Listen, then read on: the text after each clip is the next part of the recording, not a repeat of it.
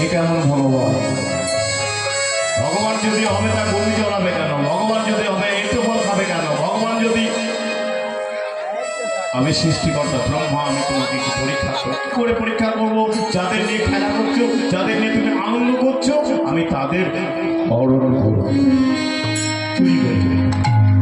সৃষ্টিকর্তা ব্রহ্মা কি করলেন? নবলক্ষ ধেনু হরণ করে একটা পাহাড়ের গুহায় বন্ধ, মুখে একটা পাথর দিল যেন একটা বিরতি না পাবে।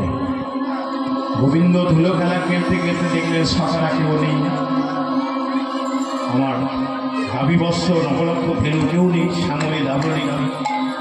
অন্তর্যামী ভগবান তিনি বুঝতে পারলেন সৃষ্টিকর্তা ব্রহ্মা এসে বৃন্দাবনে, আর বৃন্দাবনে এসে আমার সব কিছু হরণ করে নিয়ে গেল। ব্রহ্মা, তুমিও আমাকে চিনতে ভুল করলে, আমাকে পরীক্ষা করতে গিয়ে আমি আমার নবলক্ষ ধেনু তুমি চুরি করলে। কিন্তু যাদের ঘর থেকে বার করে নিয়ে এসেছি তাদের তো ঘরে ফিরিয়ে দিতে হবে। সুবলের মা দরজায় দাঁড়িয়ে থাকবে, কখন সুবল আসবে? শ্রীরামের মা দরজায় দাঁড়িয়ে থাকবে, কখন আমার শ্রীরাম আসবে? সারাদিন ধুলো খেলা করে।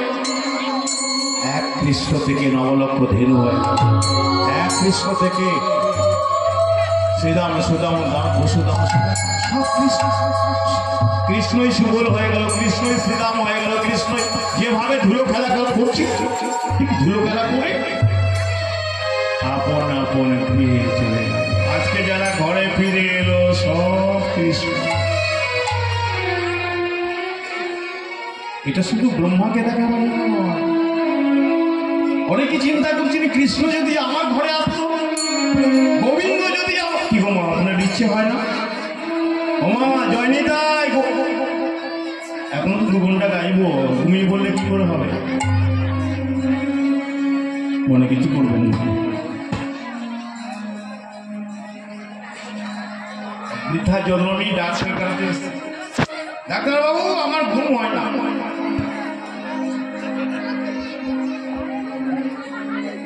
ডাক্তারবাবু বলে ঘুম হয় না? বলে না, বিছানা শুয়ে ঘুম আসে। ডাক্তারবাবু বলে ঠিক আছে, তাই না, এই ট্যাবলেটটা খেয়ে দেখে দিবেন। দিদিমা ট্যাবলেটটা খেয়ে ঘুমিয়েছে, সারা রাত ঘুমিয়েছে, খুব আনন্দ। আমার দিনে সেবার ডাক্তারবাবু আছে, ডাক্তারবাবু আরেকটা আপনি ট্যাবলেট দিয়েছিলেন না, আমার খুব ঘুম হয়েছে, এবার আরেকটা সেদিনও দিল। পরের দিন আবার যখন গিয়েছে,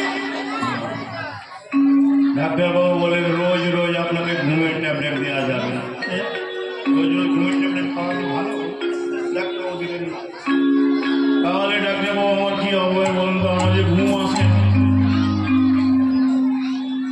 তখন ডাক্তারবাবু বুদ্ধি দিলেন, আপনি গুরুদেবের কাছে ঘুমাবার জন্য ওষুধ নিতে এলাম ডাক্তারখানা, আর ডাক্তারবাবু বলছেন গুরুদেবের কাছে। বলে গুরুদেবের কাছে গিয়ে বলুন আপনি আমাকে দীক্ষা দিন, হরিনামের ঝোলা দিন। আগে দীক্ষা দেন, তারপরে ভজন সাধন করবার জন্য, গোবিন্দ সেবা করবার জন্য তোমরা জেনে রাখো। আগেই কিন্তু হরিনামের ঝোলা দেয় না, আগে দীক্ষা দেয়, তারপরে ভজন সাধন করবে, তারপরে হরিনামের ঝোলা। হরে কৃষ্ণ।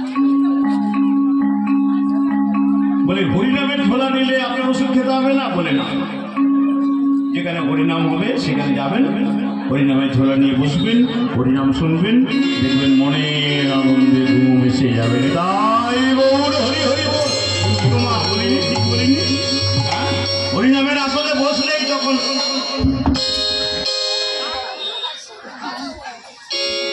মানুষ যদি 50 বছর বাঁচে, তারপরে 30 বছর তো ঘুমিয়েই থাকে, তাই চিন্তা করে দেখুন 24 ঘন্টার মধ্যে কতক্ষণ ঘুমান? 12 ঘন্টা তো ঘুমান, 8 ঘন্টা তো ঘুমান, তাহলে 50 বছরের থেকে আরো কমে কমে কত বলো, এটা করো। 50 বছর যদি তুমি বাঁচো, তা কত বছর তুমি ঘুমা?